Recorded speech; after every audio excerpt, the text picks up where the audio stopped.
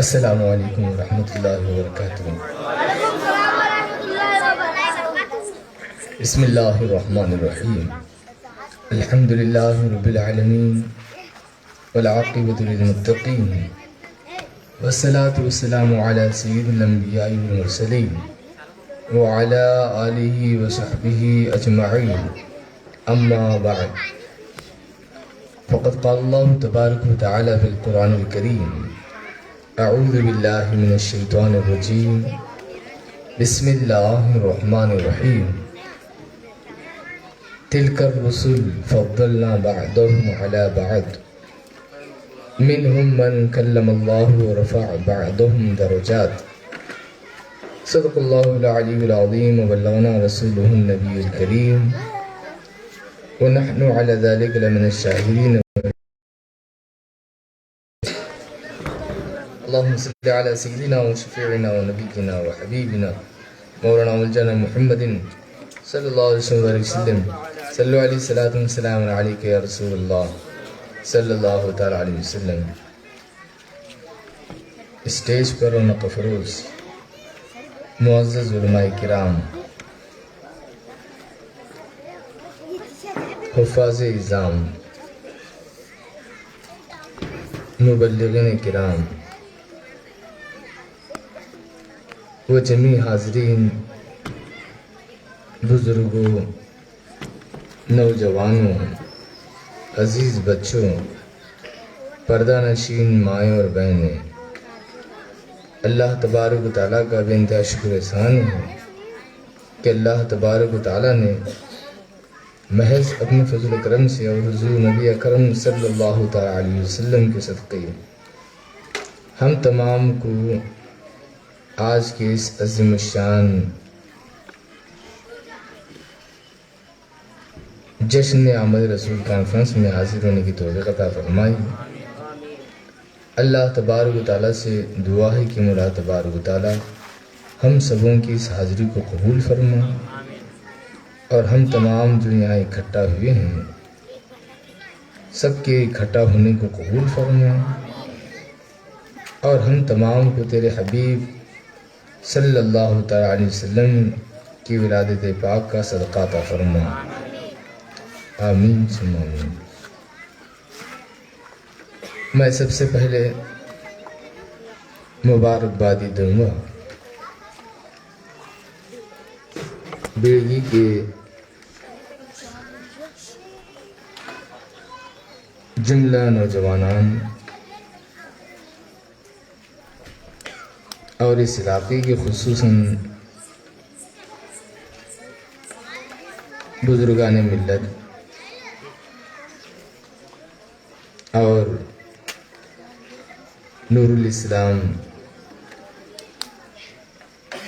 Educational and welfare trust کے جمیع ذمہ داران، اللہ تبارک و تعالیٰ آپ کی اس کوشش کو قبول فرمائیں اور آپ تمام کو اس کا بہتر سے بہتر بدلہ عطا فرمائیں۔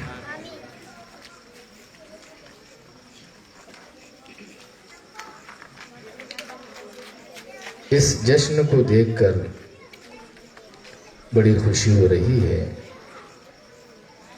کیونکہ بیڑگی کے جلسے کو میں سمجھتا ہوں 4 سال پہلے میلاد النبی صلی اللہ علیہ وسلم میلاد کے دن ہی جو ہے ہمارا آنا ہوا تھا۔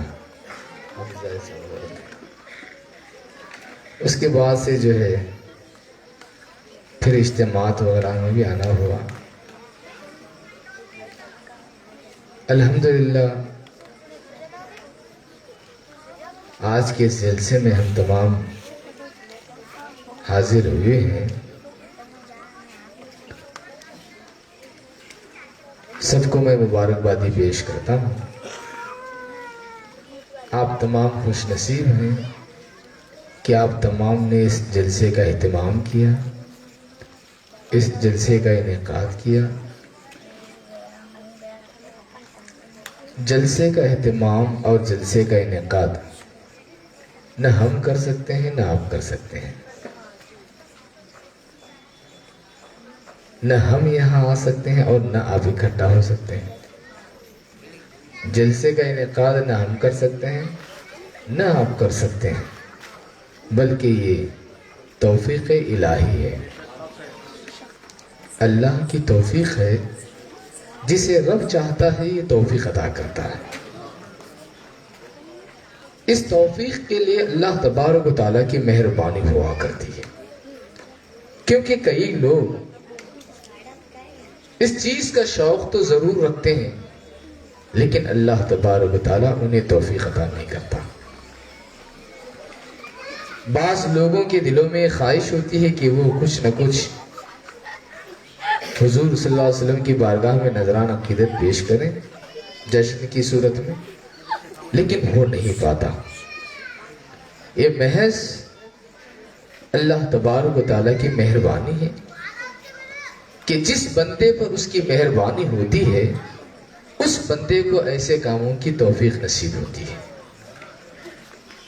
کیونکہ یہ کام اللہ کے حبیب صلی اللہ علیہ وسلم کی ولادت پاک کے موقع پر خوشی کا اظہار کرنا، خوشیاں منانا، یہ اللہ تبارک و تعالیٰ کو بہت زیادہ پسند ہے. یہ عمل خدا کا پسندیدہ عمل ہے.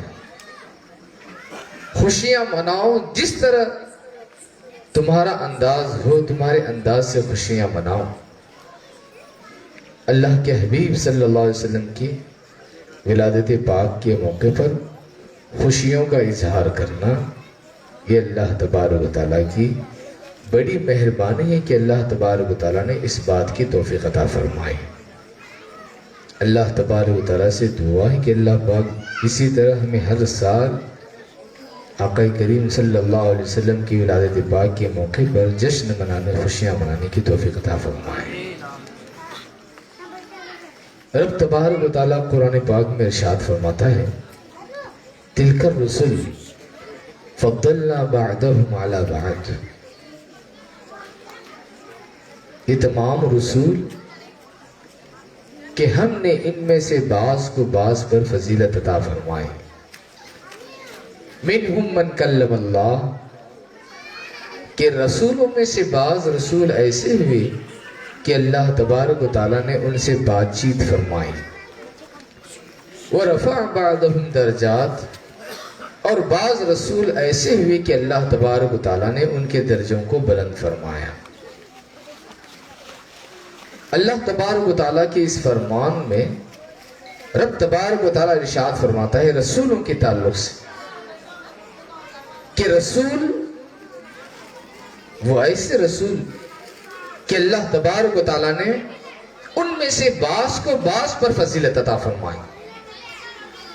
بعض کو بعض پر فضیلت اس طور پر عطا کی اللہ تبارک و تعالیٰ نے کہ بعض سے اللہ تبارک و تعالیٰ نے، یعنی چند رسولوں سے اللہ تبارک و تعالیٰ نے بات چیت فرمائی، اور چند رسولوں کا اللہ تبارک و تعالیٰ نے مرتبہ اور مقام کو بلند و بالا فرمایا، اونچے درجوں پر انہیں فائز فرمایا.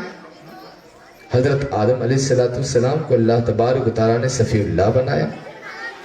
حضرت نوح علیہ السلام کو نجی اللہ بنایا. حضرت ابراہیم علیہ السلام کو خلیل اللہ بنایا. حضرت اسماعیل علیہ السلام کو ذبیح اللہ بنایا. حضرت موسیٰ علیہ السلام کو کلیم اللہ بنایا. حضرت عیسیٰ علیہ السلام کو کلمت اللہ اور روح اللہ بنایا. رب تبارک و تعالیٰ نے تمام کے تمام انبیاء کو ایک ایک خصوصیتوں سے نوازا. ہر ایک نبی کی ایک ایک خصوصیت رہی، اور بعض انبیاء کی چند خصوصیتیں رہی کہ اللہ تبارک و تعالیٰ نے اس نبی کو چند خصوصیتوں کے ساتھ بلند و بالا مرتبہ اور مقام پر فائز فرمایا. رب تبارک و تعالیٰ نے مختلف انبیاء کو مختلف مقامات پر فائز فرمایا. کسی نبی کو ایک خصوصیت عطا ہوئی، کسی نبی کو دو خصوصیتیں عطا ہوئی، کسی نبی کو چند خصوصیتیں عطا ہوئی. 5-7 مختلف خصوصیتیں انبیاء کرام کو اللہ تبارک و تعالیٰ نے عطا فرمائی. لیکن جہاں حضور صلی اللہ علیہ وسلم کی باری آتی ہے حضور کی باری جہاں آتی ہے، رب تبارک و تعالیٰ نے دوسرے تمام نبیوں کو کسی کو 1 درجہ عطا فرمایا، کسی کو 2 درجوں پر فائز فرمایا، کسی کو 5 خصوصیات عطا فرمائے، کسی کو 9، کسی کو 11 خصوصیات عطا فرمائے۔ لیکن جہاں حبیب کی باری آتی ہے، اللہ تبارک و تعالیٰ کل انبیاء کو جو مقامات عطا فرماتا ہے، رب تبارک و تعالیٰ نے کل نبیوں کو جو درجے عطا فرمائے، وہ تمام کے تمام درجے اللہ تبارک و تعالیٰ نے تنہا ایک حضور کے ذات کو عطا فرمایا۔ کل نبیوں کو اللہ تبارک و تعالیٰ نے جو مراتب عطا فرمائے، وہ تمام کے تمام مراتب اللہ تبارک و تعالیٰ نے نبی آخر الزمان کو عطا فرمایا۔ اس لیے اللہ کے حبیب صلی اللہ علیہ وسلم ارشاد فرماتے ہیں، میں نے دیکھا کہ کسی پیغمبر کے ساتھ کل قیامت کے دن ایک امتی ہے، کسی کے ساتھ 2 لوگ ہیں، کسی کے ساتھ کسی پیغمبر کے متبعین، ان کی اتباع کرنے والے، ان کی پیروی کرنے والے، ان کو ماننے والے گنتی کے ہیں، کسی کے 1، کسی کے 2، کسی کے 10، کسی کے 50، کسی کے 100، کسی کے 200۔ اللہ کے حبیب صلی اللہ علیہ وسلم ارشاد فرماتے ہیں، میں نے پھر ایک بڑی جماعت کو دیکھا، میں نے یہ خیال کیا کہ ہو سکتا ہے یہ میری امت ہو۔ اللہ تبارک و تعالی ارشاد فرماتا ہے کہ موسیٰ، اے حبیب، یہ آپ کی امت نہیں، یہ امت موسیٰ ہے، یہ حضرت موسیٰ علیہ السلام کی امت ہے۔ رب تبارک و تعالیٰ کی بارگاہ میں اللہ کے حبیب صلی اللہ علیہ وسلم عرض کرتے ہیں، یا اللہ پھر میری امت۔ رب تبارک و تعالیٰ ارشاد فرماتا ہے کہ آپ آسمانوں کے کناروں پر دیکھیے۔ حضور صلی اللہ علیہ وسلم جب آسمان کے ایک کنارے پر دیکھتے ہیں تو ایک بہت بڑی جماعت ہے، پھر دوسری طرف دیکھنے کا حکم فرماتا ہے، دوسری طرف دیکھتے ہیں تو وہاں بھی بہت زیادہ لوگ ہیں۔ اللہ کے حبیب صلی اللہ علیہ وسلم سے رب تبارک و تعالیٰ ارشاد فرماتا ہے کہ اے میرے پیارے، یہ سب آپ کی امت ہے۔ حضور صلی اللہ علیہ وسلم ارشاد فرماتے ہیں کہ رب تبارک و تعالیٰ کل قیامت کے دن جنتیوں کے 120 صفحے فرمائے گا، جنتیوں کے 120 صفحے، 120 قطار ہوں گی، جنت میں داخل ہونے والوں کے 120 قطار ہوں گی۔ حضور صلی اللہ علیہ وسلم ارشاد فرماتے ہیں کہ رب تبارک و تعالیٰ جنت میں داخل ہونے والوں کے 120 صفحے فرمائے گا، اور ان میں سے 80 صفحے میری امت کے ہوں گی، اور باقی نبیوں کی امتیں 40 صفحوں میں ہوں گی۔ حضور کی امت کتنے صفحوں میں؟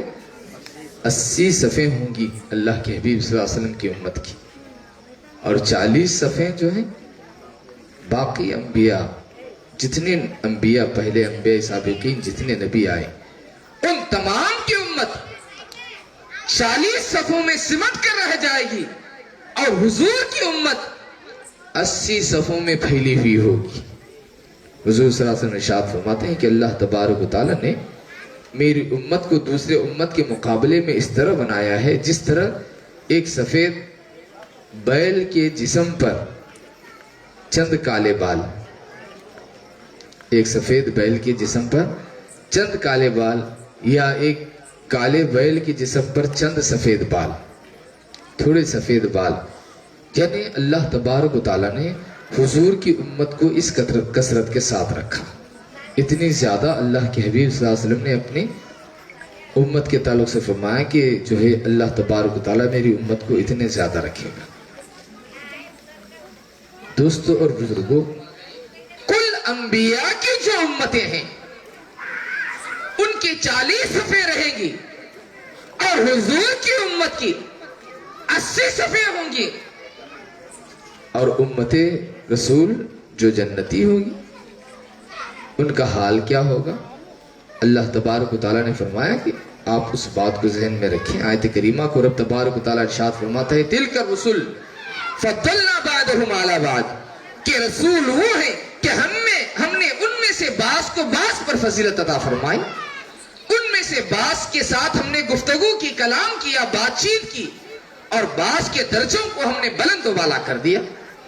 اللہ تبارک و تعالیٰ نے حضور کا درجہ کتنا بلند و بالا رکھا ہے. دیکھو جنت میں داخل ہونے والی 120 صفیں اور 120 صفوں میں 80 صفیں حضور کی امت کی.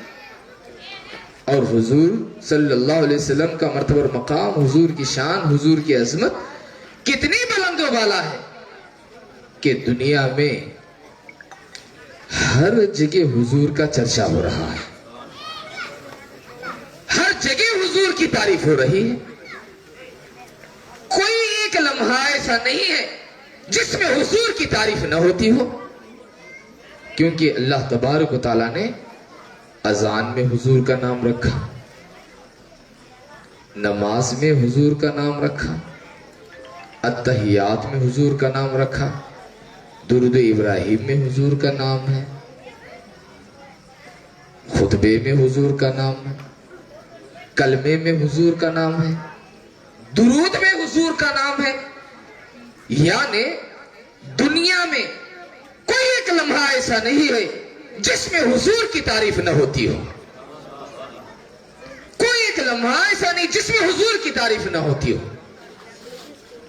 یہ بہت بڑی بات ہے. ہمارا اور آپ کا تعریف کرنا، ہمارا اور آپ کا تعریف کرنا، حضور کا نام لینا، یہ ہماری زندگی اور حیات کے مطابق ہے. ہماری زندگی، ہماری حیات 70 سالہ 60 سالہ زندگی ہے، ہم اس میں حضور کی تعریف کیا کرتے ہیں. لیکن قربان جاؤ، اللہ تبارک و تعالیٰ نے حضور کو کیسے مرتبہ اور مقام پر فائز فرمایا کہ ہم انسان کچھ سالوں تک حضور کی تعریف کرتے ہیں. قربان جاؤ حضور کے درجے پر. رب تبارک و تعالیٰ ارشاد فرماتا ہے وَرَفَعْنَا لَكَ ذِكْرَكَ کہ اے پیغمبر ہم نے آپ کے درجے کو بلند کر دیا.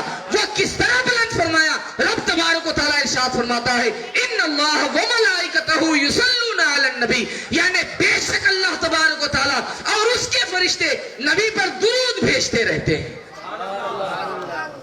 اور اللہ تبارک و تعالیٰ نے وقت کی قید نہیں فرمائی. وقت کی قید نہیں ہے کہ درود جو ہے فلاں وقت ہی میں اللہ نازل فرماتا ہے. فرشتے ایک وقت ہی میں حضور پر درود نازل کرتے ہیں، یہ نہیں. خیال دیں، آپ توجہ دیں کہ درود کے لیے کوئی خاص وقت نہیں ہے، بلکہ ہر وقت اللہ تبارک و تعالیٰ حضور پر رحمت نازل فرماتا ہے. ہر وقت ایک لمحہ بھی ایسا نہیں. ہم اور آپ کیا کہہ سکتے ہیں؟ ہم اور آپ کیا عرض کر سکتے ہیں؟ اللہ کے حبیب صلی اللہ علیہ وسلم کو اللہ تبارک و تعالیٰ نے اس درجے پر فائز فرمایا کہ لمحہ بلمحہ، ہر ایک لمحہ آپ پر اللہ تبارک و تعالیٰ رحمت نازل فرماتا ہے. رب تبارک و تعالیٰ نے فرمایا ان اللہ وملائکتہ یصلون علی النبی کہ اللہ اور اس کے فرشتے حضور پر درود بھیجتے ہیں، رحمت بھیجتے ہیں. یہاں اس آیت میں قید نہیں ہے. آپ کسی وقت حضور پر درود بھیجو کہ اسی وقت میں درود بھیجا جائے، اسی وقت میں درود بھیجا جائے. وقت کی قید درود کے ساتھ نہیں ہے. درود کے ساتھ وقت کی قید نہیں ہے. آپ کبھی بھی بھیجیے، کبھی بھی بھیجیے، آپ بھیج سکتے ہیں. کیونکہ اللہ خود جو ہے ہمیشہ درود کا تذکرہ فرماتا ہے. رب تبارک و تعالیٰ خود فرماتا ہے کہ میں جو درود یعنی رحمت نازل کرتا ہوں اس کا کوئی خاص وقت نہیں، بلکہ ہمیشہ میں اپنے پیارے پیغمبر پر درود بھیجتا ہوں یعنی رحمت نازل کرتا ہوں. دوستو اور بزرگوں، اللہ تبارک و تعالیٰ جو ہے قید نہیں لگا رہا ہے. وقت کی قید نہیں کہ تم جو ہے فلاں وقت ہی میں بھیجو اس کے بعد درود نہیں پڑھنا، فلاں وقت میں ہی درود پڑھو اس کے بعد درود نہیں پڑھنا. بعض لوگوں کا یہ خیال ہوتا ہے کہ اذان کے وقت درود کیوں پڑھتے ہیں، اذان کے وقت درود کیوں پڑھتے ہیں.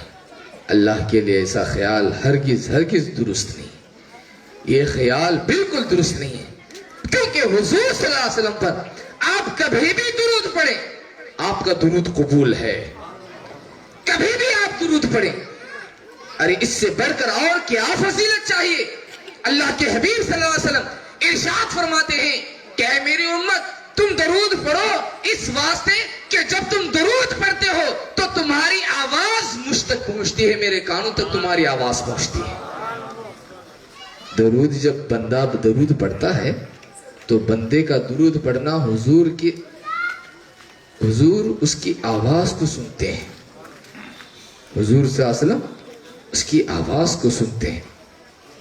صحابی عرض کرتے ہیں یا رسول اللہ صلی اللہ علیہ وسلم، آپ کے اس دنیا سے پردہ کرنے کے بعد بھی؟ حضور فرماتے ہیں ہاں، اس دنیا سے پردہ کرنے کے بعد بھی میں تمہارے درود کو سنتا ہوں۔ صرف دنیا میں ظاہری طور پر رہنے تک ہی نہیں، بلکہ دنیا سے پردہ کرنے کے بعد بھی میں تمہارے درود کو سنتا ہوں۔ کیونکہ اور لوگ جب انتقال کر جاتے ہیں تو ان کی ہڈیاں گل جاتے ہیں، ان کی چمڑیاں گل جاتے ہیں، ان کا جسم ختم ہو جاتا ہے، لیکن جو پیغمبر ہوتے ہیں حضور فرماتے ہیں ان اللہ حرم علی الارض ان تاکل اجساد الانبیاء، حضور فرماتے ہیں کہ رب تبارک و تعالیٰ نے زمین پر حرام قرار دے دیا ہے کہ وہ کسی نبی کے جسم کو کھائے، یعنی زمین جو ہے ہر ایک کے جسم کو گلا سکتی ہے لیکن نبی کے جسم کو نہیں گلا سکتی۔ نعرہ تکبیر، نعرہ تکبیر، نعرہ رسالت، نبی کا جسم، نعرہ رسالت، فقیر اہل سنت، نبی کا جسم سنت، برابر برقرار رہتا ہے۔ تو دیکھو ہمارے اور آپ کے اور حضور صلی اللہ علیہ وسلم کے درمیان میں کتنا فرق ہے۔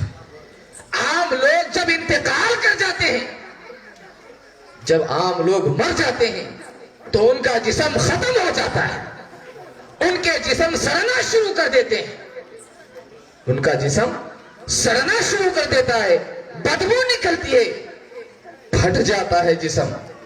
لیکن اللہ تبارک و تعالیٰ نے انبیاء کو اتنا محفوظ رکھا کہ اور لوگوں کے جسم مٹی میں مل کر ختم ہو جاتے ہیں، لیکن جو پیغمبر ہوتے ہیں اللہ تبارک و تعالیٰ ان کے جسموں کو ختم نہیں فرماتا، وہ اپنی قبر میں اسی طرح زندہ ہوتے ہیں جس طرح باہر زندہ ہوتے ہیں، وہ اپنی قبر میں زندہ ہوتے ہیں۔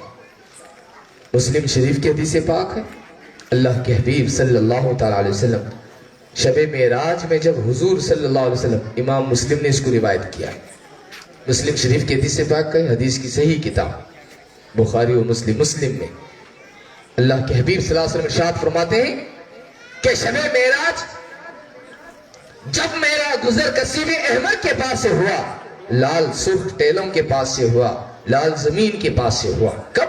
بیت المقدس میں انبیاء کی امامت کرنے کے بعد میرا گزر جب آسمان کی طرف جب میں جانے لگا تو میرا گزر سرخ لال ٹیلوں کی طرف سے ہوا، لال زمین پر سے میرا براق جو ہے گزرنے لگا، وہاں سے اڑ کر جانے لگا۔ بیت المقدس میں تمام انبیاء موجود ہوئے، حضور نے امامت فرمائی، سارے نبیوں نے حضور کی اقتداء میں نماز ادا کی۔ حضور پاک فرماتے ہیں کہ جب میں وہاں سے نکلا، میرا گزر جب سرخ ٹیلوں کے پاس یعنی لال زمین کے پاس سے جب میرا گزر ہوا، آپ فرماتے ہیں کہ میں نے دیکھا کہ موسیٰ علیہ السلام اپنے قبر میں کھڑے ہو کر نماز ادا کر رہے ہیں۔ موسیٰ علیہ السلام اپنے قبر میں کھڑے ہو کر نماز ادا کر رہے ہیں۔ موسیٰ علیہ السلام آپ بیت المقدس میں حاضر ہیں، حضور کی اقتداء میں آپ نے نماز بھی ادا کی ہے۔ پھر اس کے بعد جب حضور آسمان کی طرف جانے لگے، آپ اس کے بعد فوراً آپ اپنی قبر میں بھی ہیں، اور وہاں آپ کی حالت کیا ہے؟ آپ کھڑے ہو کر نماز ادا کر رہے ہیں۔ اور پھر وہی موسیٰ علیہ السلام جب حضور پاک آسمان پر پہنچتے ہیں تو آسمان پر بھی آپ سے ملاقات ہوتی ہے۔ تو انبیاء کے لیے اللہ تبارک و تعالیٰ نے اتنی طاقت و قوت عطا فرمائی ہے کہ بیک وقت جو ہے ہر جگہ اللہ تبارک و تعالیٰ انہیں جو ہے بھیجتا ہے، ہر جگہ انہیں رکھتا ہے۔ ان نبیوں کی یہ خصوصیت، نبیوں کے صدقے میں اولیاء اللہ کو بھی یہ خصوصیتیں حاصل ہیں۔ تو اللہ کے حبیب صلی اللہ علیہ وسلم کا مرتبہ اور مقام کتنا بلند و بالا ہے، آپ دیکھیے۔ کہ رب تبارک و تعالیٰ نے حضور کو کیا شان عطا فرمائی. کیا فرماتے ہیں کہ تمہارے درود پڑے ہوئی آواز کو میں سنتا ہوں, تمہاری آواز کو میں سنتا ہوں. اور اتنا ہی نہیں فرماتے, اللہ کے حبیب صلی اللہ علیہ وسلم ارشاد فرماتے ہیں کہ ہر جمعرات کے دن رب تبارک و تعالیٰ میری امت کے اعمال میرے سامنے پیش فرماتا ہے, ہر جمعرات کو.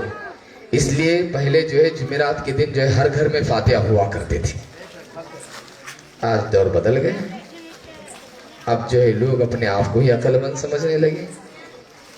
لوگ جو ہے اپنی جو سمجھ ہے اسی کو آخری سمجھ سمجھتے ہیں, جبکہ بزرگان دین کے جو طور طریقے ہیں انہوں نے کس لیے جاری فرمایا تھا کہ جمعرات کے دن جو ہے ہر گھر میں فاتحہ ہوتی تھی کیا نہیں ہوتی تھی؟ جمعرات کے دن ہر کوئی جو ہے درگاہ میں جا کر فاتحہ دلاتے تھے. اب دور ایسا آ گیا کہ جو ہے درگاہ کے تعلق سے ہی گفتگو کرتے ہیں. آج کا یہ دور ایسا ہے, اللہ کے لیے ان چیزوں کو سمجھنے کی کوشش کریں, سمجھنے کی کوشش کریں کہ پہلے کے لوگ جمعرات کے دن زیارت کے لیے جاتے تھے. آج کتنے لوگ ہیں؟ نہیں جاتے, سب لوگ نہیں جاتے. یاد آئے تو مہینے میں ایک بار جاتے ہیں, نہیں تو پھر قبر سے طبیعت جاتے ہیں, نہیں تو کون بھی ایک کندوری کرنا, نیاز کرے تو جاتے ہیں درگاہ کو. اور اتنے بیکار لوگ ہو گئے ہیں آپ, کندوری کرے تو باہر کا باہر کھا کو بھاگ جاتے ہیں, باہر کا باہر کھاتے پھر غائب ہو جاتے وہاں سے, اندر تک جاتے نہیں. ارے بھائی, جن کے نام پر فاتحہ دلا کر جو ہے وہ کھانا تقسیم کیا جا رہا ہے, ان کے نام کا کھانا کھا کو ان کو پیٹ دکھا کو آ جاتے ہیں, درگاہ میں اندر تک نہیں جاتے. نہیں دوستو اور بزرگ, اور بارگاہوں کو جانا یہ غلط نہیں ہے, یہ غلط نہیں. ایک مرتبہ جو ہے ایک مرتبہ جو ہے غالباً جو ہے مختار ثقفی غالباً اللہ کے حبیب صلی اللہ علیہ وسلم کے مزار مبارک پر آتا ہے. اللہ کے حبیب صلی اللہ علیہ وسلم کے مزار مبارک پر جب حاکم مدینہ سمجھیے, حاکم مدینہ جب اللہ کے حبیب صلی اللہ علیہ وسلم, والی مدینہ کا والی جو تھا, وہ جب اللہ کے حبیب صلی اللہ علیہ وسلم کے مزار مبارک پر آتا ہے, آ کر جب دیکھتا ہے تو ایک شخص جو ہے حضور کے مزار مبارک پر اپنا چہرہ رکھ کر بیٹھے ہوئے تھے, اپنا چہرہ رکھ کر بیٹھے ہوئے تھے, چہرہ رکھ کر جو ہے بیٹھے ہوئے تھے. وہ دیکھنے کے بعد جو ہے جھڑکی دیتا ہے کہ کون بندہ خدا ہے جو اس طرح بیٹھا ہوا ہے کہ حضور کے مزار اقدس پر اپنا سر رکھ کر بیٹھا ہوا ہے, کون ہے یہ؟ فوراً جو اپنی جبہہ جو رکھ کر بیٹھا ہوا تھا, اپنے چہرے کو جو رکھ کر بیٹھا ہوا تھا, وہ شخص چہرہ جب اٹھا کر دیکھتا ہے تو والی لرز جاتا ہے. وہ کوئی دوسرا نہیں تھا بلکہ حضور کے مزار اقدس پر اپنے چہرے کو رکھ کر بیٹھنے والے حضرت ابو ایوب انصاری رضی اللہ تعالیٰ عنہ. نعرہ تکبیر, نعرہ رسالت. حضرت ابو ایوب انصاری رضی اللہ تعالیٰ عنہ. حضرت ابو ایوب انصاری کون ہے؟ جن کے گھر میں حضور صلی اللہ علیہ وسلم جب مدینہ آئے تو انہیں کے گھر میں آپ نے قیام فرمایا. حضور جو ہے حضرت ابو ایوب انصاری کے گھر میں رہے. حضرت ابو ایوب انصاری نے حضور کی خدمت کی. آپ حضور صلی اللہ علیہ وسلم مہمان بنے رہے حضرت ابو ایوب انصاری کے گھر میں. اور حضرت ابو ایوب انصاری رضی اللہ تعالیٰ حضور کو اتنا چاہتے کہ نیچے اللہ کے حبیب صلی اللہ علیہ وسلم آرام فرماتے تو حضرت ابو ایوب انصاری رضی اللہ تعالیٰ آپ گھر کے اوپر رہتے تو آپ جو ہے اس حصے پر نہیں چلتے جس حصے میں نیچے نیچے اللہ کے حبیب آرام فرما رہے تھے. ادب دیکھو آپ, صحابہ نے حضور کا کیسے ادب کیا دیکھو آپ. چھت ہے, چھت کے اوپر کہیں بھی آپ بیٹھ سکتے ہیں, چل سکتے ہیں, سو سکتے ہیں. چھت کے نیچے گھر میں حضور آرام فرما رہے ہیں. حضور جس حصے میں آرام کرتے, حضرت ابو ایوب انصاری آپ اور آپ کی زوجہ جو ہے اس حصے پر قدم بھی نہیں رکھتے تھے. ادب رسول دیکھو, صحابہ نے حضور کا ایسا ادب کیا, حضور سے ایسی محبت.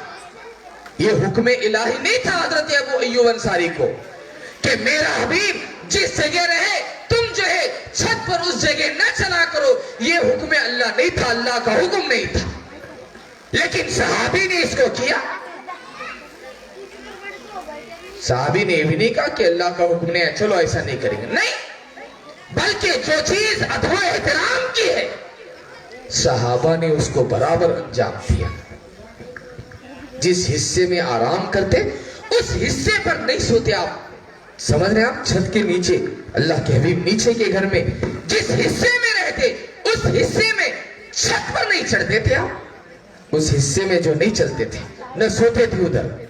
وہ حضرت ابو ایوب انصاری رضی اللہ تعالیٰ, حضرت ابو ایوب انصاری رضی اللہ تعالیٰ, آپ سر اٹھاتے ہیں, سر اٹھا کر جب دیکھتے ہیں تو والی حاکم لرز جاتا ہے کہ یہ تو صحابی رسول ابو ایوب انصاری ہیں.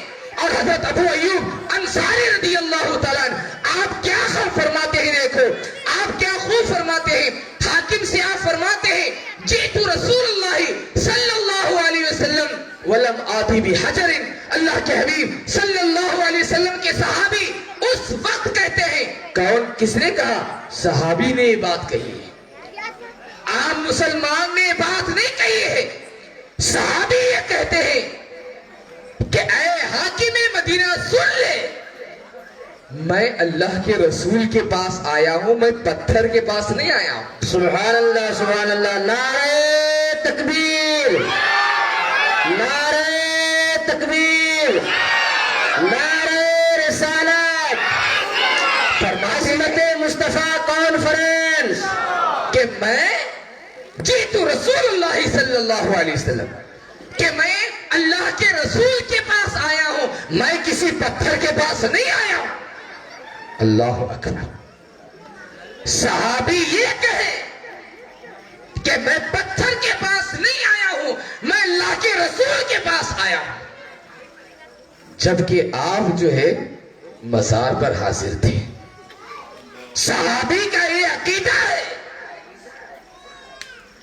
کہ حضور کی مزار صرف تم مزار سمجھ کر نہیں, بلکہ تم حضور کے پاس پہنچ رہے ہو, اس عقیدے سے مدینے کو جاؤ. نعرہ تکبیر, نعرہ رسالت. اگر تم گلی گلی نگر نگر, اگر تم گلی گلی نگر نگر, اگر تم حضرت منصور کی بارگاہ میں جاتے ہو تو تم یہ نہ سمجھنا کہ میں کسی پتھر سے بنی ہوئی مزار کے پاس آیا ہوں, بلکہ اس عقیدے سے جاؤ کہ میں حضرت منصور کی بارگاہ میں حاضر ہوا.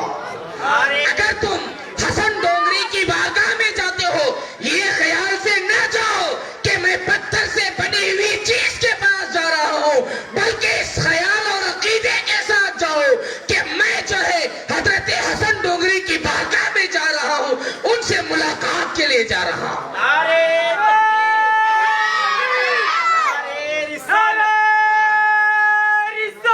ہمارا یہ خیال ہو گلی گلی نگر نگر, گلی گلی نگر نگر, ابو بکر گاجا کا کون آیا, سنیوں کا شیر آیا. اللہ تبارک و تعالیٰ نے, یا رسول اللہ, اللہ نے اولیاء کو ویسے ہی رکھا ہے.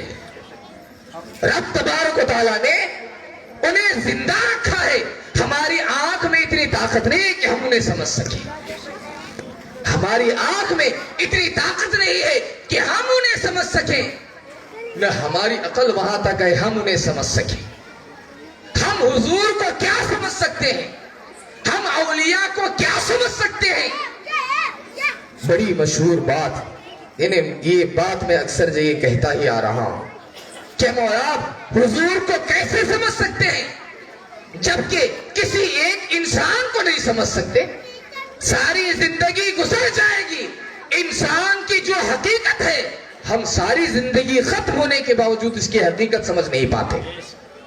हम और आप तो बहुत दूर की बात है, सारी जिंदगी जो शख्स एक मखसूस चीज में तजुर्बा करता है, स्पेशलिस्ट होता है इंसानी बदने इंसानी का, कोई पेट का होता है, कोई हलक का होता है, कोई आंख का होता है, कोई दिमाग का होता है, कोई किडनियों का होता है, कोई दिल का होता है, कोई हार्ट का होता है। दोस्तों और बुजुर्गों, उसकी सारी जिंदगी खत्म हो जाती है, फिर भी बाज़ औक़ात हार्ट का अगर डॉक्टर है, सारी जिंदगी उसकी खत्म हो जाए, तब भी उसके पास कुछ ऐसे मरीज आते हैं हार्ट के कि वो समझ नहीं पाता। वो कहता है कि जो है हमारी जितनी कोशिश थी, हमारा जो जितना इल्म था वो हो गया, अब आगे दुआ करते रहो। बाज़ औक़ात कहता है हमें समझ में नहीं आ रहा, हम जितनी दवाएं देना था, जो देना था हमने दे दिया, अब जो है इलाज नहीं हो रहा है, जो है तुम कोशिश करते जाओ, दुआ करते जाओ, अब जो है ये कुदरत के ऊपर छोड़ दो। सारी जिंदगी उसने एक मखसूस फन में उसने कोशिश की, मेहनत की, सारी जिंदगी आंखों पर मेहनत करता रहा, उसके बावजूद हाल ये है कि फिर भी उस पर पर्दे पोशीदा हैं, पर्दे हैं उस पर, फिर भी वो दावा नहीं कर सकता कि मैं आंख के जितने मरीज हैं उन्हें जो है दुरुस्त करके ही रहूंगा, नहीं कर सकता दावा कोई। अगर कोई हार्ट का डॉक्टर है, स्पेशलिस्ट है, सारी जिंदगी खत्म हो जाए, सारी जिंदगी खत्म होने के बावजूद वो ये दावा नहीं कर सकता कि जितने दिल के मरीज हैं मैं उन्हें ठीक कर दूंगा, क्योंकि कई ऐसे मरीज होते हैं वो भी जो है अपना उसका इल्म जवाब दे देता है, खामोश बैठ, वो कहता है कि मेरे पास इसका इलाज नहीं है, अब किसी दूसरे डॉक्टर के पास चले जाओ। वो कहता है अब किसी दूसरे डॉक्टर के पास चले जाओ, वो कहता है अब किसी दूसरे डॉक्टर के पास जाओ। आखिर के डॉक्टर कहते हैं ठीक है अब तुम यहां से घर चले जाओ। एक डॉक्टर आखिर में कहते हैं कि नहीं, जो है जब बेंगलुरु पहुंचते हैं कहते हैं नहीं ठीक है तुम अपने घर ले जाओ, अब कुछ नहीं हो सकता। यानी दोस्तों और बुजुर्गों, सारी जिंदगी उसने तजुर्बा किया जिस्म के एक हिस्से पर, फिर भी उस पर पर्दा पड़ा रहा, फिर भी कुछ ऐसे लम्हात आए जिसमें वो समझ नहीं सका। एक आम इंसान को इंसान समझ नहीं सकता, तो कुल इंसान जिनके नूर से पैदा हुए, जिनके सदक़े में पैदा हुए, उस कायनात के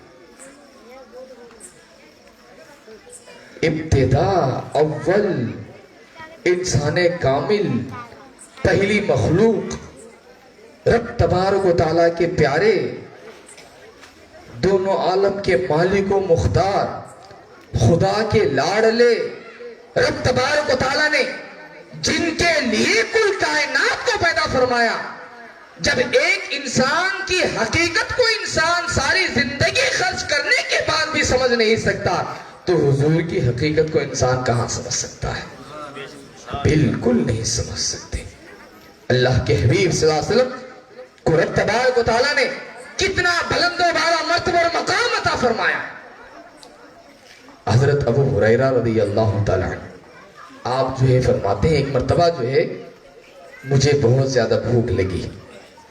असहाबे सुफ़ा में से आप हैं कि चंद सहाबा थे, उनका घर बार कुछ नहीं था, वो जो है अल्लाह के हबीब सल्लल्लाहु अलैहि वसल्लम की खिदमत में रहा करते थे। जो लोग हज किए या उमरा किए, असहाबे सुफ़ा का चबूतरा वो अच्छी तरह जो है जानते हैं, चबूतरा जो है अच्छी तरह जानते हैं, वहां जाकर नमाज भी अदा करते हैं, पढ़ते हैं भी लोग। यानी हुजूर के सहाबा जो है उस चबूतरे पर बैठा करते थे, उस कट्टे पर बैठा करते थे। चंद सहाबा, उनका काम ही ये होता था कि जो है अल्लाह के नबी सल्लल्लाहु अलैहि वसल्लम जो कुछ फरमाए उसे सुनना, उसे याद रखना और उस पर अमल करना, उनका काम यही होता था। अल्लाह के रसूल सल्लल्लाहु तआला अलैहि वसल्लम की उन्हीं सहाबा में से हजरत अबू हुरैरा रज़ी अल्लाह तआला अन्हु, हजरत अबू हुरैरा रज़ी अल्लाह तआला अन्हु आप फरमाते हैं कि मैं میں جو ہے ایک مرتبہ بہت زیادہ بھول، کیونکہ ان کو کھانا جو ہے، اگر کوئی اللہ کے حبیب صلی اللہ علیہ وسلم کے پاس کوئی تحفہ یا صدقہ جاتا تو حضور جو ہے پہلے انہیں عطا کرتے، انہیں دے دیتے تھے. وہ صحابہ تھے، ان کا کام ہی دین سیکھتے رہنا تھا، دین سیکھتے رہتے تھے. وہ چبوترے پر بیٹھے رہتے تو حضور کی ہمیشہ صحبت میں رہا کرتے تھے. حضرت ابو ہریرہ رضی اللہ تعالیٰ عنہ آپ فرماتے ہیں کہ مجھے ایک مرتبہ بہت زیادہ بھوک لگی. بھوک جب لگی تو میں راستے پر آ کر بیٹھ گئے کہ جو ہے اگر کوئی آ جائے صحابی تو میں جو ہے انہیں سلام کروں اور میری حالت کو سمجھ کر جو ہے وہ مجھے کھانے کے لیے اپنے گھر اپنے ساتھ لے چلے. آپ فرماتے ہیں کہ میں راستے پر بیٹھ گیا. حضرت ابوبکر صدیق آئے وہاں پر. حضرت ابوبکر صدیق وہاں پر آئے تو میں جو ہے اس وقت جو ہے حضرت ابوبکر صدیق کو سلام کیا. آپ نے سلام کا جواب دیا. میں نے ایک آیت کے تعلق سے سوال کیا، حضرت ابوبکر صدیق نے اس کا جواب دیا اور آپ آگے بڑھ گئے. آپ کا مقصد کیا تھا؟ تاکہ جو ہے میری حالت کو سمجھ کر جو ہے مجھے کھانا کھلائیں. پھر حضرت عمر فاروق آتے ہیں. حضرت عمر فاروق رضی اللہ تعالیٰ عنہ جب آتے ہیں تو آپ پھر سلام کرتے ہیں اس خیال سے کہ یہ سمجھ جائیں. اس کے بعد پھر آیت کے تعلق سے پوچھتے ہیں. حضرت عمر فاروق جواب دیتے ہیں، آگے چلے جاتے ہیں، آگے بڑھ جاتے ہیں. اس کے بعد جو ہے پھر اللہ کے حبیب صلی اللہ علیہ وسلم تشریف لاتے ہیں.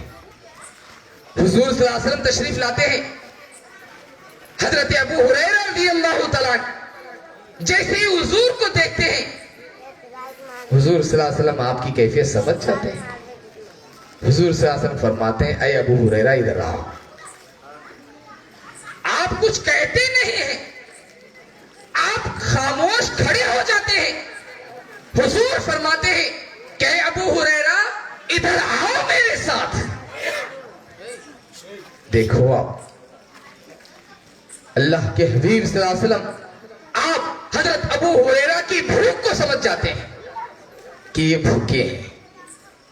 کیونکہ اللہ تبارک و تعالیٰ نے پیغمبر کو ایسی نظر عطا فرماتی ہے، ایسی نظر عطا کرتی ہے رب تبارک و تعالیٰ نے کہ پیغمبر جب کسی کو دیکھتے ہیں تو اس کا ظاہر بھی دیکھتے ہیں، اس کا باطن بھی دیکھتے ہیں، باہر بھی دیکھتے ہیں، اندر بھی دیکھتے ہیں.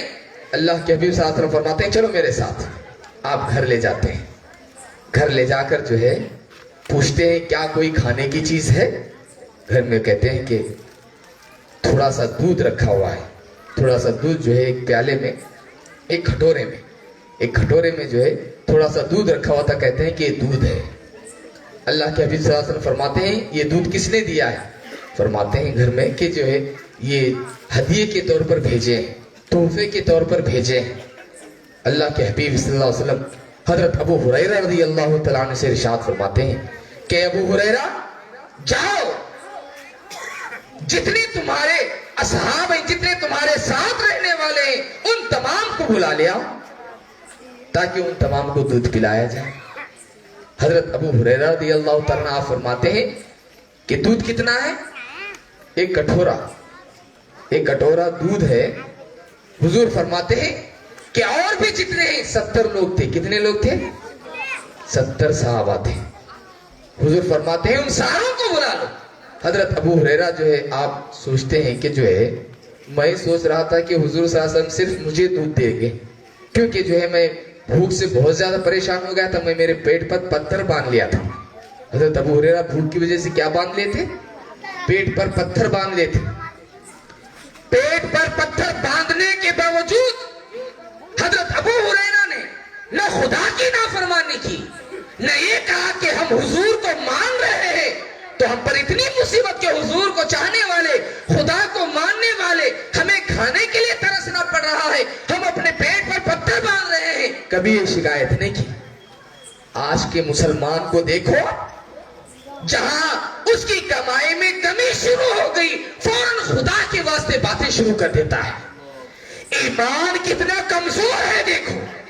صحابہ کو دیکھو، کھانے کے لیے کچھ نہیں، 3 دن سے بھوک برداشت کر رہے ہیں، اس کے باوجود زبان پر ایک حرف بھی نہیں لا رہے ہیں کہ ہم حضور کو چاہنے والے ہو کر بھوک سے مر رہے ہیں. 3 دن سے بھوکے ہیں، نہیں لائے زبان پر، بلکہ خوش تھے کہ کھانے کے لیے کچھ ملے یا نہ ملے، ہمیں کلمے کی دولت ملی ہے، اس بات پر خوش تھے. کلمے کی نعمت لی ہے, اس بات پر خوش تھے. بلاتے ہیں 70 لوگوں کو بلا کر لاتے ہیں. لانے کے بعد جو ہے حضور صلی اللہ علیہ وسلم وہ دودھ کا پیالہ حضرت ابو ہریرہ کو دیتے ہیں. اے ابو ہریرہ, ایک طرف سے جو ہے ہر ایک کو پلاؤ. حضرت ابو ہریرہ فرماتے ہیں کہ میں یہ خیال کرتا رہا کہ جو ہے اب مجھے ایک قطرہ بھی ملے گا یا نہیں ملے گا. ایک کٹورا ہے, ایک پیالہ ہے, ایک پیالے میں 70 لوگ. آپ فرماتے ہیں کہ ایک بند بھی مجھے ملے گا یا نہیں ملے گا, مجھے اس کا بھروسہ نہیں. آپ جو ہے حکم رسول تھا, آپ پلانا شروع کرتے ہیں. جب پلانے لگتے ہیں آپ 70 لوگ مکمل پیٹ بھر کر پی لیتے ہیں. ابو ہریرہ جب وہ پیالے کو ایک کے بعد ایک کے بعد ایک کے بعد ایک کے بعد دیتے دیتے جب جو ہے سارے لوگ ختم ہو جاتے ہیں, آپ حضور کے سامنے پیالہ رکھتے ہیں. حضور صلی اللہ علیہ وسلم فرماتے ہیں ابو ہریرہ اب تم پیو. حضرت ابو ہریرہ پینا شروع کرتے ہیں. یہ ایک سبق بھی ہے, اگر تم کوئی چیز تقسیم کرو تو پہلے دوسروں کو بانٹو, بعد میں خود لو. پہلے جو ہے اپنا حصہ نکال کے رکھ کے بعد میں دوسروں کو بانٹنا یہ طریقہ نہیں. اللہ کے حبیب صلی اللہ علیہ وسلم کے صحابہ جو ہے ہمیں سبق دے رہے ہیں کہ اگر جو ہے تمہارے پاس اگر کوئی بانٹنے کے لیے چیز دی جائے تو پہلے جو ہے دوسروں کو بانٹو, اس کے بعد جو ہے خود کھاؤ. حضور فرماتے ہیں اب تم پیو. پیتے ہیں حضرت ابو ہریرہ, فرماتے ہیں اور پیو, پھر پیتے ہیں. حضور فرماتے ہیں اور پیو, پھر پیتے ہیں. فرماتے ہیں اور پیو, پیتے جاؤ اور پیو. حضرت ابو ہریرہ پیتے پیتے آپ کہتے ہیں یا رسول اللہ, اللہ کی قسم اب پیٹ میں جو ہے بالکل گنجائش باقی ہے. اب پیٹ میں بالکل گنجائش باقی نہیں ہے, اب نہیں ہو سکتا یا رسول اللہ, میں نے بہت پی لیا ہے. اللہ کے حبیب صلی اللہ علیہ وسلم جب حضرت ابو ہریرہ کی اس بات کو سنتے ہیں, آپ فرماتے ہیں ٹھیک ہے پیالہ لاؤ. وہ پیالہ اٹھا کر حضور کو دیتے ہیں. 70 لوگوں نے ایک کٹورا, جی سمجھے آپ, ایک کٹورا کتنا بڑا ہوتا, ایک لوٹا تو پانی نہیں آتا, ایک لوٹا دودھ آتا ہے ایک کٹورے آتا, ایک گلاس آیا تو بہت ہو گیا. ایک کٹورے میں ایک گلاس یا 1.5 گلاس. 70 لوگوں نے اس دودھ کو پیا اور حضرت ابو ہریرہ نے بھی اس دودھ کو پیا. دودھ جیسے تھا, حضرت ابو ہریرہ فرماتے ہیں کہ اللہ کی قسم میں نے پہلے شخص کو دودھ جب پیش کیا, جتنا دودھ تھا سارے لوگ پینے کے بعد بھی دودھ اتنا ہی برقرار تھا, ایک قطرہ بھی کم نہیں ہوا. اب سوچو دودھ آیا کہاں سے, ایک قطرہ بھی کم نہیں ہوا. دودھ کہاں سے آیا؟ حضور کے ہاتھ کی برکت ہے, حضور کے ہاتھ کی برکت ہے. حضور صلی اللہ علیہ وسلم پھر اس پیالے کو ابو ہریرہ کے ہاتھ سے لیتے ہیں. وہ پیالہ 70 لوگ پینے کے باوجود پیالہ خالی نہیں ہوا.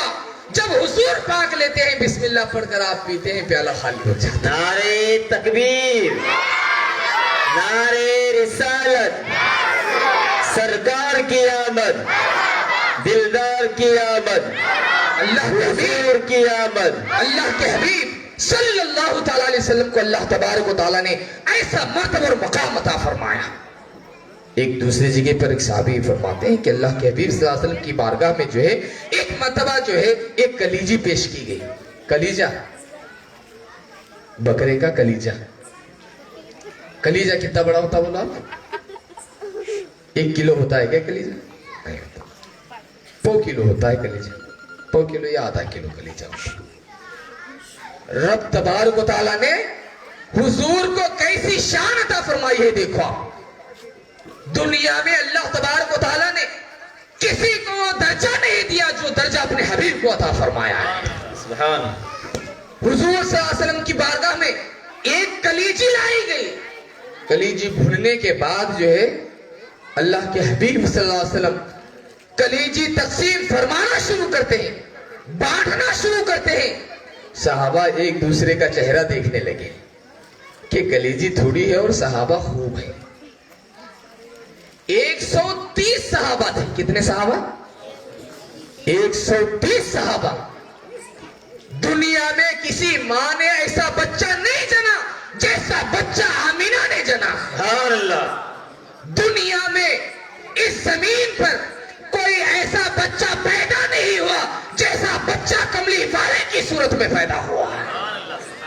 دنیا میں اس زمین نے کسی ایسے بچے کو نہیں دیکھا جیسا بچہ آمینہ کا لال پیدا ہوا ہے۔ لوگوں کے پیٹ بھر دیے ہیں، جب برتن پر نظر ڈالتے ہیں تو کلیجہ ویسے کا ویسے ہی باقی ہے۔ بتاؤ اب کیا دنیا میں کوئی ایسا پیدا ہوا ہے؟ ہرگز نہیں دوستو اور بزرگوں۔ اللہ کے حبیب صلی اللہ علیہ وسلم کو جس درجے پر اللہ تبارک و تعالیٰ نے فائز فرمایا اس درجے پر کوئی نہیں پہنچا۔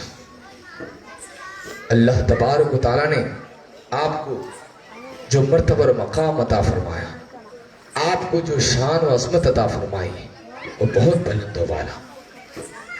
اللہ کے حبیب صلی اللہ علیہ وسلم آپ کا چہرہ انور، آپ کا جسم پاک، آپ کے مبارک ہاتھ، آپ کے مبارک قدم، آپ کی مبارک آنکھیں، آپ کی مبارک زبان، رب تبارک و تعالیٰ نے ہر ایک کو بے مثل و بے مثال بنایا۔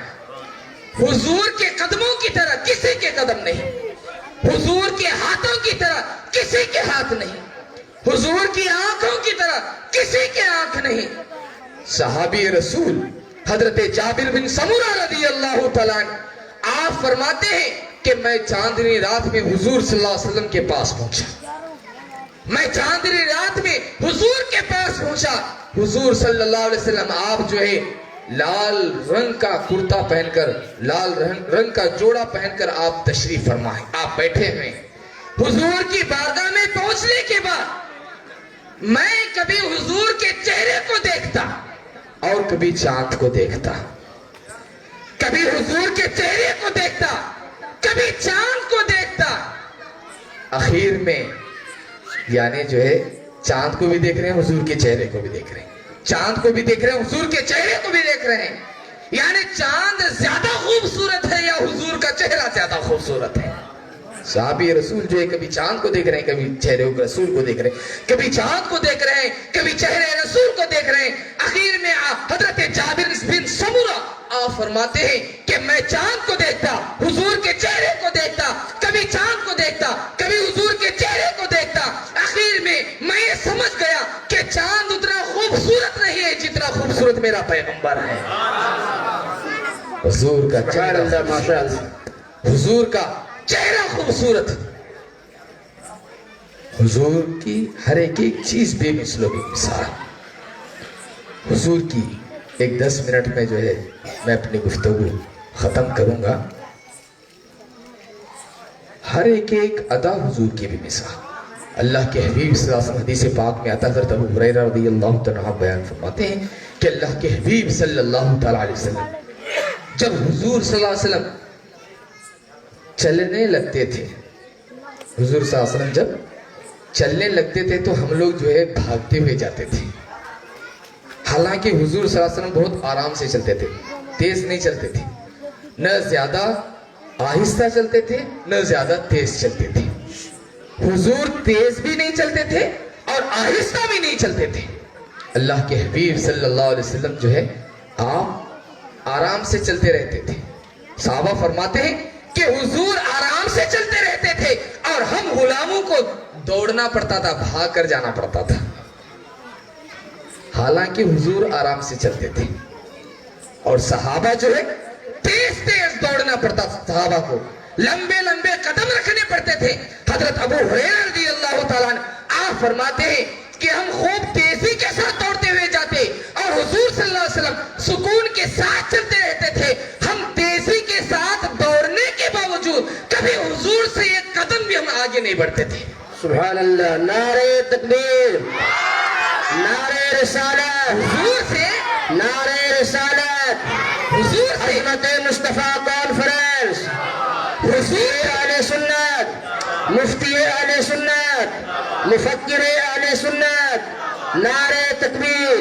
حضور سے ایک قدم بھی ہم آگے نہیں بڑھنے پاتے تھے۔ محققین فرماتے ہیں کہ خدا نے حضور کو اتنا محفوظ رکھا کہ ظاہری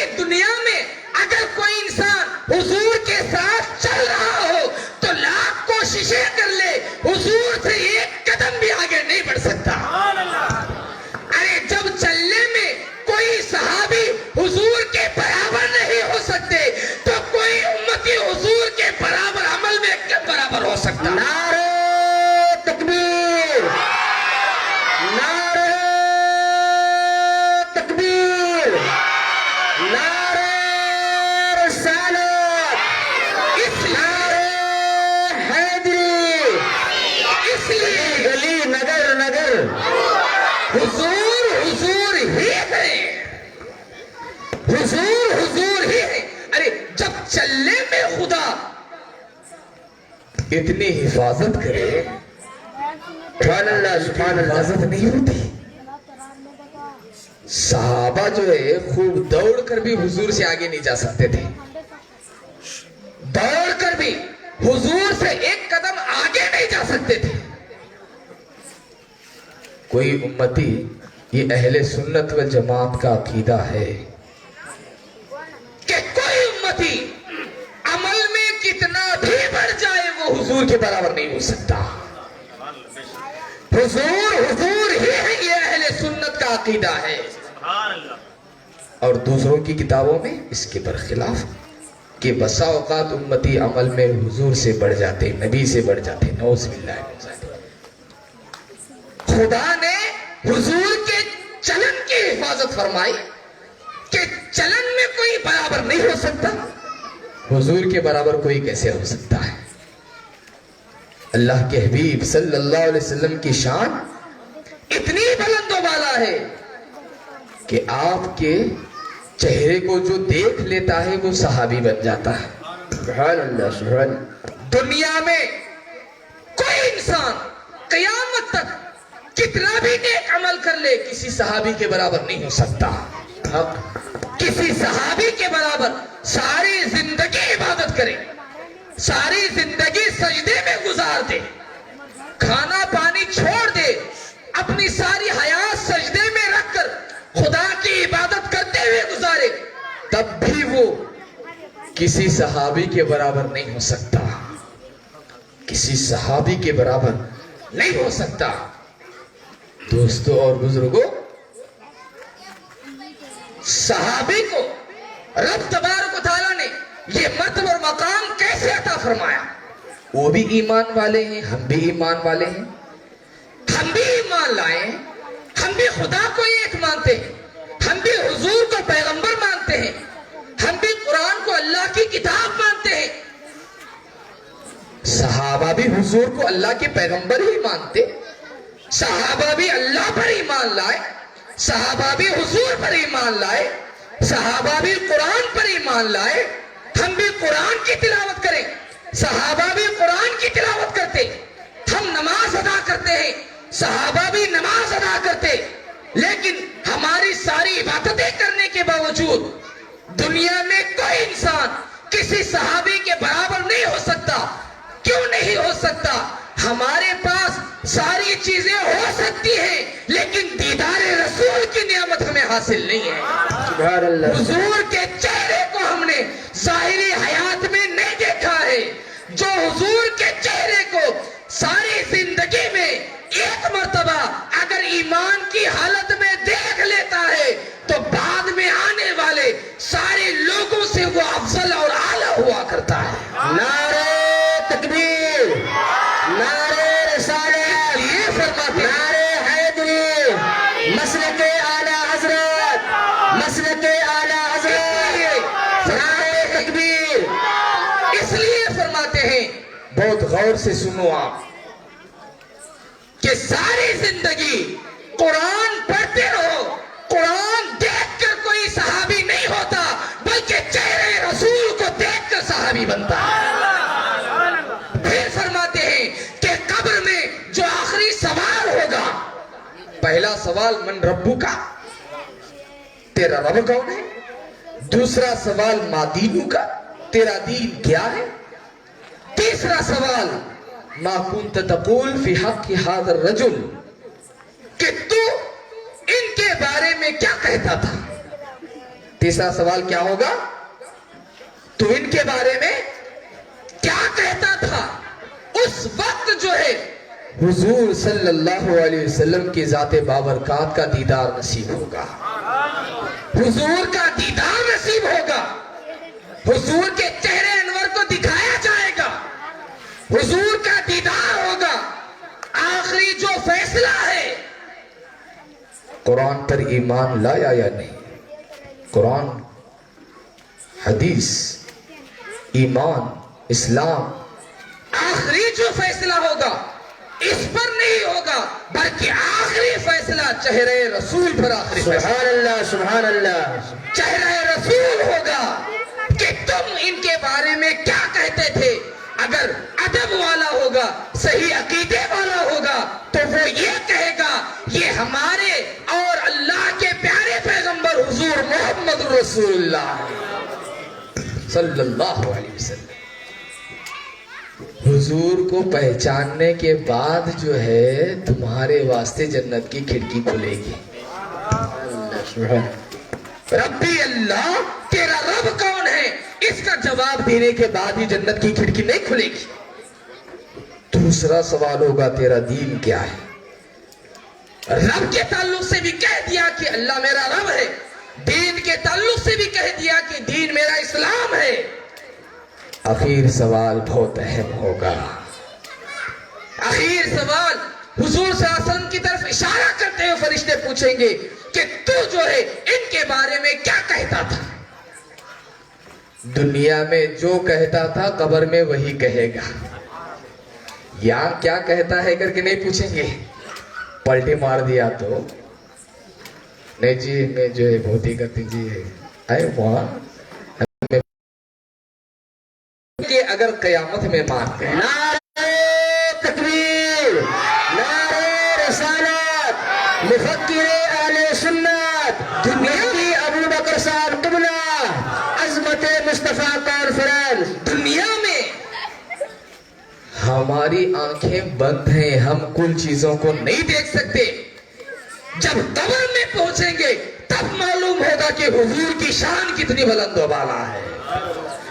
جب حشر میں پہنچیں گے تب معلوم ہوگا کہ حضور کی شان کتنی بلند و بالا ہے. اس لیے دوستو اور بزرگوں عقیدہ حقہ عقیدہ اہل سنت والجماعت پر قائم و دائم رہو. یہی سچا ہے اور یہی حق ہے. اس کی حقانیت اور اس کے سچا ہونے کے لیے یہی کافی ہے کہ عقیدہ اہل سنت والجماعت پر حضرت منصور رحمت اللہ تعالی علیہ قائم تھے. اسی عقیدے پر حضرت حسن ڈونگری قائم تھے. اسی عقیدے پر خواجہ بندہ نواز گیسو دراز قائم. جن عقائد پر آج ہم قائم ہیں یعنی عقیدہ حق عقیدہ اہل سنت والجماعت، اس پر قائم رہو. ہرگز ہرگز دور بڑا خطرناک ہے. دوستی کر کے ایمان کو لوٹنے کی کوشش کی جاتی ہے. اللہ کے واسطے ایمان کو نہ لٹاؤ. اپنی جان لٹاؤ لیکن ایمان کو نہ لٹاؤ. نعرہ تکبیر، روپیے پیسوں کے ذریعے سے ایمان لوٹا جا رہا ہے. اس بات سے اپنی حفاظت کرو. عزت دے کر ایمان لوٹنے کی کوشش کی جاتی ہے. خدا کے لیے دنیا کی عزت کو نہ دیکھو، خدا کی بارگاہ کی عزت کو دیکھو. نعرہ تکبیر، دنیا کی عزت کو نہ دیکھو. اس لیے کہ دنیا میں جو تمہیں عزت دے رہے ہیں جب تک تمہارے اندر طاقت باقی ہے عزت دیں گے. جب طاقت ختم ہو جائے گی پلٹ کر بھی نہیں دیکھیں گے. اس لیے دھوکہ دینے والی دنیا کی طرف نہ جاؤ بلکہ سچے اولیاء اللہ کی طرف جاؤ. اولیاء کا جو عقیدہ تھا اس عقیدے پر قائم و دائم رہو. نعرہ تکبیر، نعرہ رسالت. کسی کے بہکاوے میں آ کر ایمان کو ختم نہ کرو کیونکہ عقیدہ حقہ بالکل حق ہے. یہ آج کا نہیں ہے. آج ہمارے پاس اس کے تعلق سے بولنے والے نہیں. آج ہمیں عقائد معلوم نہیں. عقائد کے معاملے میں ہم پھنس جاتے ہیں. دوستو اور بزرگوں عقائد حق اہل سنت والجماعت بالکل حق و درست ہے. ہمارے باپ دادا اس پر قائم تھے. ہمارے اور آپ کے باپ، ہمارے اور آپ کے دادا تمام کے تمام انہی عقائد پر قائم تھے. یہ بات ہے کہ آزادی کے بعد جو ہے اتنا غلط ملت ہو گیا. علماء بہت سارے قتل کیے گئے، بہت سارے علماء قتل کیے گئے جس کی وجہ سے علماء کی کمی ہوئی. جس کی وجہ سے لوگوں تک جو ہے صحیح طور پر عمل نہیں پہنچ سکا. آج جو ہے لوگ محض عمل کو دیکھ کر جو ہے اپنا عقیدہ بدل دیتے ہیں. صرف عمل کو دیکھ کر عقیدے کو نہ چھوڑیں. آپ خود عمل کریں اور عقیدے کو سنبھال کر رکھیں. برابر جو ہے اپنے عقیدے، بچوں کے عقیدے کی حفاظت کریں، بڑوں کے عقیدے کی حفاظت کریں. اگر آپ حفاظت کریں گے تو دنیا میں بھی کامیابی ہے، آخرت میں بھی کامیابی ہے. مائیں بہنوں سے بھی میں یہی گزارش کروں گا، ایمان کو سنبھال کر رکھیں، ایمان کو سنبھال کر رکھیں. بزرگوں کے جو طریقے ہیں وہ بالکل صحیح اور درست ہیں. فاتحہ دلانا بالکل صحیح اور درست ہے. مزاروں پہ جانا بالکل صحیح اور درست ہے. تاریخ کیا معلوم ہے؟ بولیے، تاریخ کیا معلوم ہے؟ تاریخ کے باب اگر کھولنے لگ جائیں تو وقت جو ہے بہت زیادہ ہو جائے گا. اس لیے میں سبھی سے گزارش کرتا ہوں کہ کسی کے بہکاوے میں آ کر کبھی صحیح عقیدے کو چھوڑنے کی کوشش نہ کرو. اپنے عقیدے کی حفاظت کرو. عقائد حقہ پر، عقائد اہل سنت والجماعت پر قائم و دائم رہو اور کام کرتے جاؤ. نمازوں کو پہنچتے جاؤ، مسجدوں کو خالی نہ رکھو، پابندی کے ساتھ نماز ادا کرو. صبح کے وقت اٹھو، نیند کو قربان کرو اللہ کے لیے. پہنچو، ٹھنڈے پانی سے وضو کرو. گرم پانی ہے تو اس سے کرو، اگر وہ نہیں ہے تو ٹھنڈے پانی سے کرو. اگر یہاں آج تکلیف اٹھاؤ گے تو کل قیامت کے دن خدا کی بارگاہ میں بڑی عزتوں کا تاج تمہارے سروں پر رکھا جائے. وہاں کی عزت بڑی ہے. قبر میں جب پہنچو گے فرشتے کہیں گے کہ یہ حضور کا امتی ہے، جس نے حضور کے ارشادات پر عمل کیا ہے، جس نے عقیدے کو سنبھال کر رکھا ہے، نمازیں ادا کی ہیں، نیک عمل کیا ہے، اسے جنت کی کھڑکی اس کے لیے کھول دی جائے. اس لیے اپنے ایمان کی حفاظت کریں، نیک عمل کریں، نمازیں پابندی کے ساتھ ادا کریں. سستی، کاہلی، غفلت، کیونکہ نماز فرض ہے، وہ چیز چھوڑنا نہیں چاہیے. اگر کوئی چھوڑتا ہے تو دکھا کرے گا دیکھو سنی جو ہے نماز چھوڑتے. نہیں نہیں، نماز چھوڑنا حلال ہے، جائز ہے، بالکل کوئی بھی نہیں بولے. نماز پڑھنا ہی پڑھنا. یہ اور بات ہے کہ ہماری محنت ویسی نہیں ہو رہی جیسی ہونی چاہیے. نمازوں کی طرف جس طرح لے کر جانا چاہیے، ہماری محنت نہیں. آپ محنت کوشش کرنے کی، آپ محنت کریں، کوشش کریں. اپنے جو ہے دوست احباب کو نمازوں کو لے کر جائیں اور جو ہے دین کا کام کریں، محنتیں کوشش کریں. ماشاءاللہ میں جو ہے میں یہاں مدارس کے تعلق سے بہت ساری چیزیں میں سن رہا ہوں کہ جو ہے جگہ جگہ جو ہے مکتب وغیرہ شروع کیے جا رہے ہیں. بہت خوشی کی بات ہے. حافظ بادشاہ صاحب جو ہے یہ میرے شاگرد بھی ہیں جو ہے، اور میں چاہتا بھی ہوں جو ہے انہوں نے مجھے جو ہے تفصیل سے ساری چیزیں بتاتے رہے کہ جو ہے فلان جگہ محنت ہو رہی ہے، فلان جگہ محنت ہو رہی ہے. بہت اچھی بات. آپ خود بھی محنت کے لیے آگے بڑھو، شوق پیدا کرو. خدا نے آپ کو جتنی ہمت دی ہے آپ آگے بڑھو. اگر آپ مال کے ذریعے سے مدد کر سکتے ہو، مال کے ذریعے سے کرو. اگر وہ نہیں ہو سکتا تو کم از کم ساتھ دے کرو، ایک جو ہے شاباشی دے کر، ساتھ رہنے کی بات کہہ کر جو ہے آپ کوششیں کرو، محنت کرو، ہر جگہ محنت کرو. ایمان کی حفاظت کرو. بچوں کو قرآن کی تعلیم دو، انہیں قرآن سکھاؤ، انہیں نماز کے طریقے سکھاؤ، انہیں دین سکھاؤ اور خود بھی دین سیکھو. خود بھی قرآن سیکھو، خود بھی نماز سیکھو. اگر یہ ساری چیزیں کرو گے تو ماحول اچھا بنے گا انشاءاللہ. اچھا ماحول بنائیے. بہت خوشی کی بات ہے آپ تمام حضرات جو ہے آج کے اس جلسے میں جو ہے ماشاءاللہ اطمینان، چین، سکون کے ساتھ آپ سبھی حضرات شوق سے جو ہے بیٹھے رہے. یہ جو ہے بہت ہی خوشی کی بات ہے. آپ جذبہ پیدا کریں، دینی کام کریں. یہ کام کریں، بہت اچھی بات ہے. ان کا ساتھ دیں یا آپ بھی کوشش کریں، آپ بھی کام کریں. ہمارا یہی ہے ہر ایک سے جو ہے اگر آپ کسی کے ساتھ کام کر سکتے ہیں تو کیجئے، ورنہ خود سے تو آپ محنت کوشش کیجئے. خود سے تو آپ محنت کوشش کیجئے. اس سے بہتر ہے جو کام کر رہے ہیں آپ ان کا ساتھ دیجئے. بہت اچھی بات ہے. کیونکہ ہم پورا ٹائم نہیں دے سکتے تو کم از کم جو لوگ پورا ٹائم دے رہے ہیں ان کا ساتھ دے کر آپ جو ہے کام کو آگے بڑھائیے. یہ माशाल्लाह मकतब में जो है 200 बच्चे पढ़ रहे हैं, 200 के करीब जो है बच्चे पढ़ रहे हैं। ये बहुत बड़ी कोशिश है। 5-6 जगह जो है अलग अलग जगह जो है मकतब शुरू, मदरसे शुरू हैं। ये जो है बहुत अच्छी बात है। छोटी उम्र में जो है ये मेहनत, कोशिश, ये जुस्तजू, ये तड़प, ये शौक, ये लगन हमारे अंदर होना चाहिए। और मैं कहूँगा कि आप जो है साथ दें, इनका साथ दीजिए। अगर किसी क्योंकि देखिए मैं एक बात बोल, क्योंकि अल्हम्दुलिल्लाह जो है बहुत सारी जगहों की, बहुत सारे इदारों की मेरी भी जिम्मेदारी, मैं देखता रहता हूँ। माली एतबार से आप जो है आगे बढ़िए। इन्होंने कहा नहीं मुझसे, ये नहीं बोले मुझे बोलो पैसा एक बार उस नहीं, मैं ही बोल रहा हूँ अपने तरफ से। ये कौन नहीं बोले मुझे, क्योंकि किसी के जहन में पैदा न हो, शायद ये बोले हो। नहीं, ऐसी कोई बात नहीं, मैं अपनी तरफ से बोल रहा हूँ। काम जब चल रहा है तो आप उसे और ज़्यादा फैलाइए, और ज़्यादा बढ़ाइए, और ज़्यादा आपकी कोशिश। कभी जो है आपके 1 रुपये की ज़रूरत होती, कभी जो है आपके एक साथ की ज़रूरत होती। आप अगर खड़े भी हो गए तो काफ़ी रहता, कई काम निकल जाते हैं उससे। इसलिए जो है बहुत खुशी की बात है, यहाँ जो है काम हो रहा है। ज़मीन की भी कोशिश कर रहे हैं, मुझे बताए हैं ज़मीन के बारे में भी कोशिश कर रहे हैं, बहुत अच्छी बात है।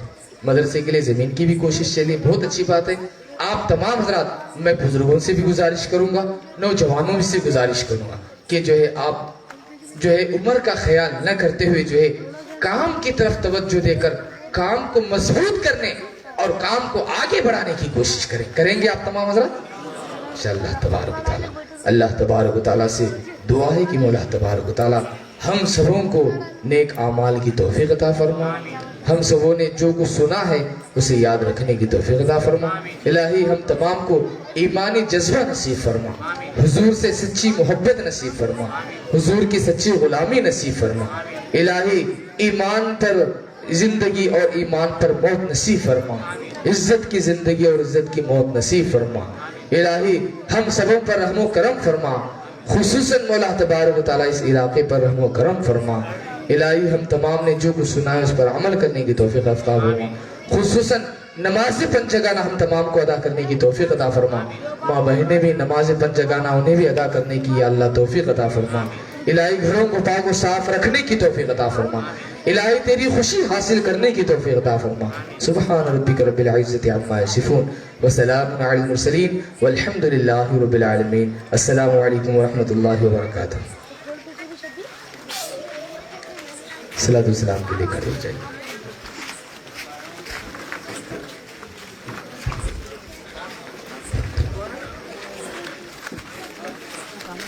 मुस्तफा जाने रहमत पे लाखों सलाम, शम्अ बाज़ में हिदायत पे लाखों सलाम।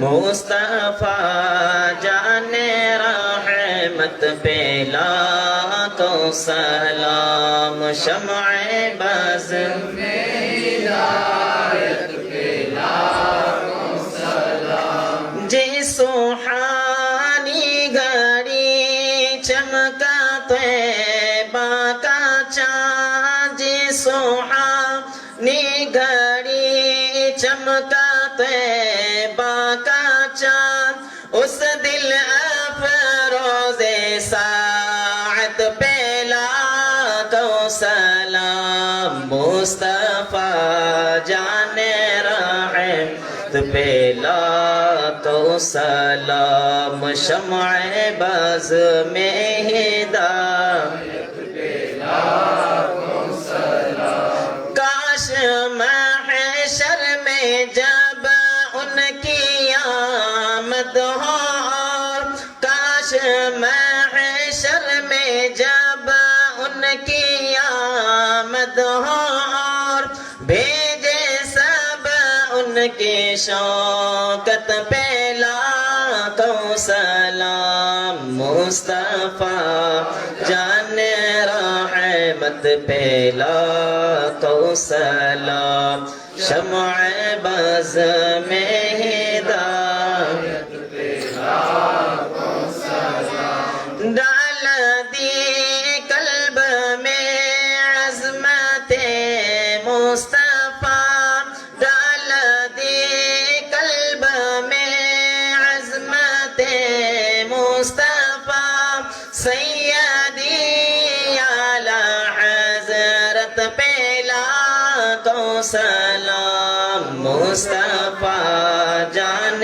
رحمت پہ لاکھوں سلام شمع بز میں ہدایت پہ لاکھوں سلام مجھ سے خدمت کے خود سیکھا ہے ہر رضا مجھ سے خدمت کے خود سیکھا ہے ہر رضا مصطفیٰ جان رحمت پہ لاکھوں سلام مصطفیٰ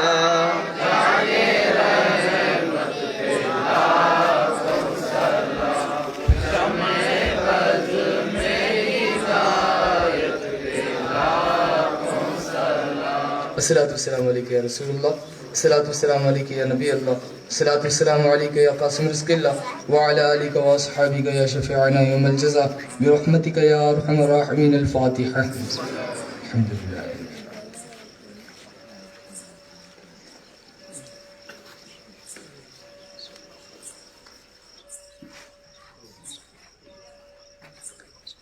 بسم اللہ الرحمن الرحیم الحمدللہ رب العالمین صلاۃ و سلام علیک یا رسول اللہ صلی اللہ تعالی علیہ وسلم اللہم انت السلام و منک السلام تبارک یا ذا الجلال والاکرام اللہم ربنا آتنا فی الدنیا حسنۃ وفی الآخرۃ حسنۃ وقنا عذاب النار پروردگار عالم کریم کار سزی اللہ پاک تو اپنے فضل و کرم سے الہ العالمین ہم سبوں کی اس نیک اور پاکیزہ جشن کی حاضری کو قبول فرما الہی ہم تمام نے حضور صلی اللہ علیہ وسلم کی ولادت پاک کی خوشی کے موقع پر جس جشن کیا جو اہتمام کیا مولا تبارک و تعالیٰ اس کے اندر شریک میں ان سب کی حاضری کو قبول فرما الہ العالمین اس اہتمام کو قبول فرما یا اللہ پاک جنہوں نے اس کے اندر محنتیں کوششیں کی ہیں مولا تبارک و تعالیٰ جن نوجوانوں نے جن بزرگوں نے اس میں کسی قسم کی محنت کوشش کی تو مولا تبارک و تعالیٰ ان کی ان محنتیں اور کوششوں کو اپنی بارگاہ میں قبول فرما الہی ان کی ان محنتوں اور کوششوں کا انہیں بہتر سے بہتر بدلہ عطا فرما الہی ان سبوں کی روزی روزگار میں برکتیں رحمتیں نازل فرما مولا تبارک و تعالیٰ ان تمام کی نیک جائز مقاصد اور مرادوں کو پورا فرما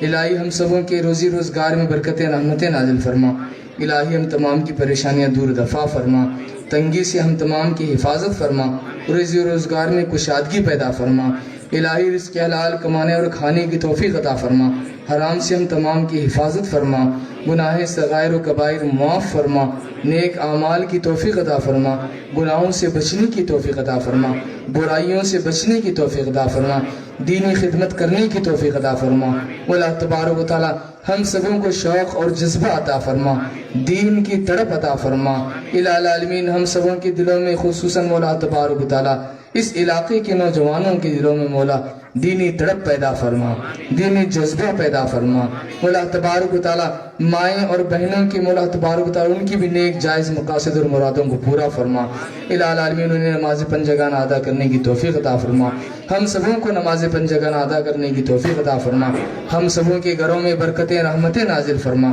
گھروں سے بے برکتی ختم فرما گھروں سے مولا تبارک و تعالی بے چینی بے قراری ختم فرما ہم سبوں کے گھروں میں اطمینان چین سکون عطا فرما رحمت کے فرشتوں کا نزول فرما رحمتیں برکتیں نازل فرما الہی ہم تمام کو قسم کے آفات بلیا سحر اثرات بدمدات الشیاطین سے ہم تمام کی حفاظت فرما آفات بلیا سحر اثرات بدمدات الشیاطین سے حفاظت فرما حاسدین بدخواہ بد نظروں ظالموں شریروں دشمنوں سے ہم تمام کی حفاظت فرما الہی ہماری دعائیں اپنی بارگاہ میں حضور صلی اللہ تعالی علیہ وسلم کے صدقے و طفیل قبول فرما اللہم ربنا تقبل منا انکا انت السمیع العلیم وتب علینا انکا انت التواب الرحیم قال اللہ تبارک و تعالی فی شأن حبیبہ الکریم ان اللہ و ملائکتہ یصلون علی النبی یا ایہا الذین آمنوا صلوا علیہ وسلموا تسلیما اللہم صلی علی سیدنا و شفیعنا و نبینا و حبیبنا مولانا مولانا محمد صلی اللہ علیہ وسلم صلی علیہ الصلاۃ والسلام علیک یا رسول اللہ صلی اللہ تعالی علیہ وسلم